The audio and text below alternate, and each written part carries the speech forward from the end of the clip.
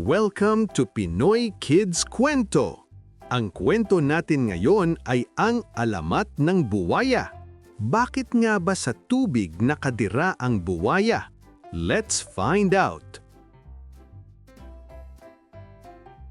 Noon pa man, sa isang tahimik na barangay sa tabi ng ilog, may isang buwaya na nakatira sa lupa.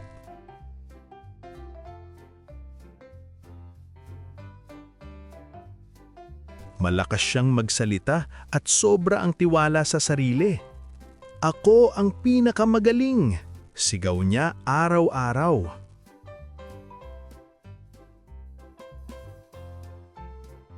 Ang mga hayop sa barangay, mga ibon, pagong at unggoy, nagtutulungan at nagbabahaginan.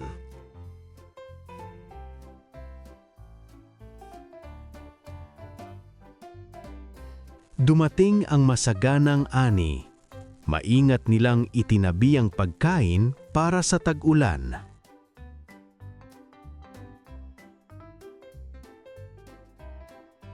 Lumapit ang buwaya.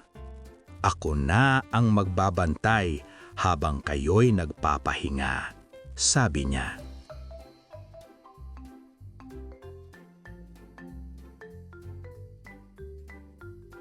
Mahinahon na nagsalita ang pagong. Ang pagbabantay ay nangangahulugang pagiging tapat.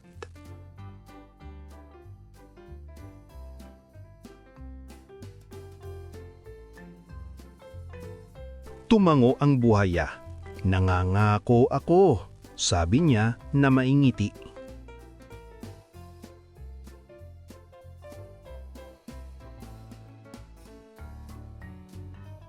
Nang siya'y mag-isa, kumalat ang amoy ng pagkain. Kumalam ang kanyang tiyan.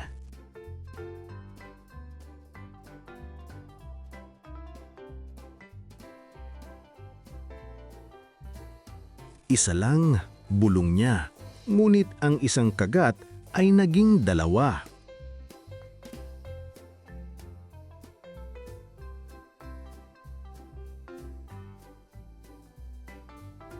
Hindi niya namalayan, halos ubos na ang pagkain.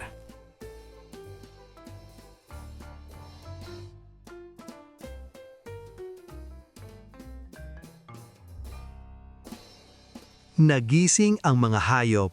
Wala na ang laman ng mga basket.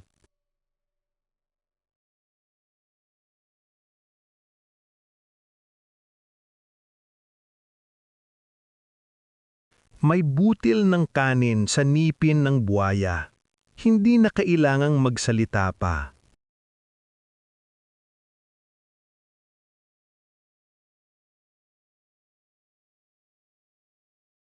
Natahimik ang buong barangay. May nasirang pangako.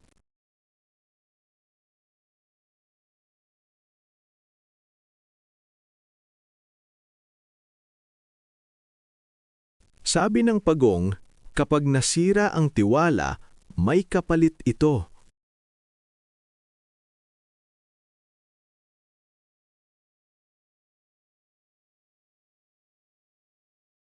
Naramdaman ng buwaya ang hiya at galit.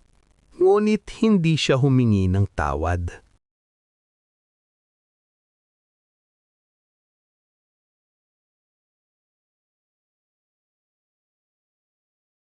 Tinalikuran niya ang lahat at umalis.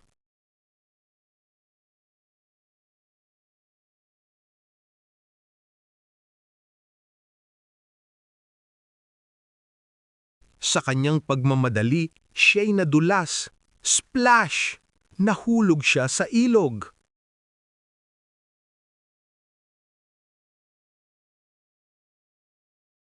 Sa ilalim ng tubig, tahimik at malamig, walang nakatingin, walang humuhusga.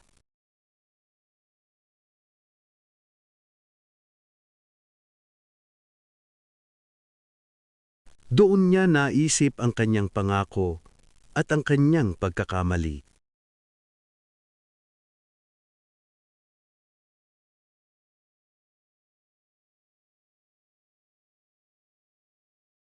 Nanatili siya sa tubig.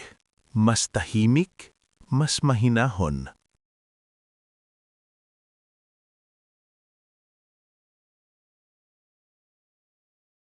Mula sa Pampang, pinagmamasdan siya ng barangay. Hindi galit, kundi may hangganan.